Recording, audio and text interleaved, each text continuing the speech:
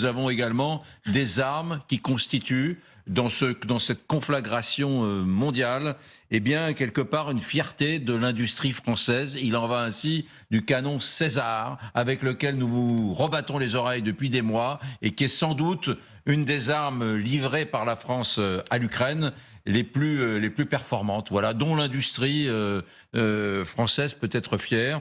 Les canons César. Seulement, voilà, vous les voyez là, vous voyez ces dispositifs qui servent bien aux Ukrainiens. Seulement, voilà, il semblerait qu'il y ait de la contrefaçon dans l'air et que les Russes soient en train, tout simplement, de fabriquer une sorte de canon César bis qui aurait pour nom Malva, c'est ça? Alors précisément le 2S43 Malva. Voilà, on va le voir à l'image, présenté en quelque sorte comme l'équivalent donc du canon César français. D'après l'agence russe officielle TASS, il devrait être livré aux troupes russes très prochainement. Il a passé toute une série de tests au préalable. Alors, on a là quelques informations. Didier, vous allez nous aider, mais il ferait 13 mètres de long, il a 8 roues, il peut abriter 5 hommes. Ça, c'est une similitude d'ailleurs avec le canon César. La différence que la cabine n'est pas blindée. Mais bon. La cabine n'est pas blindée. Voilà, déjà un premier point. Il est doté d'un canon de 7 mètres de long qui tire des obus de 152 mm avec une portée de 24,5 km, contrairement à 50 km pour les canons César. Bref. Donc ça ressemble au César, ça a le goût du César et la tronche du César, mais c'est pas un César. Il faut toujours se méfier pour C'est un César Canada Dry. C'est un César Canada Mais pour Dry. une raison simple, parce qu'en fait, il faut aller sur.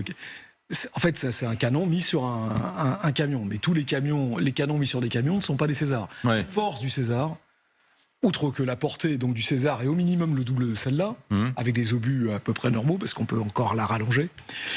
La force du César, c'est en fait sa centrale de calcul de tir, qui est une centrale inertielle. Qui fait, là par exemple, vous voyez, 7 coups par minute. Une fois que le canon est mis en place, etc., c'est très long en fait.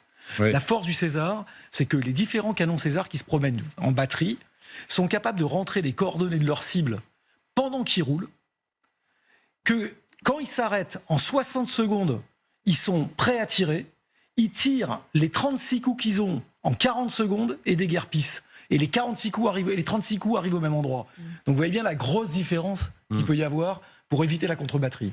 Donc ça n'a... Et alors, ça c'est pour... Sur papier, la différence technique, ne serait-ce que sur papier. La deuxième chose, c'est qu'ils n'ont été que testés.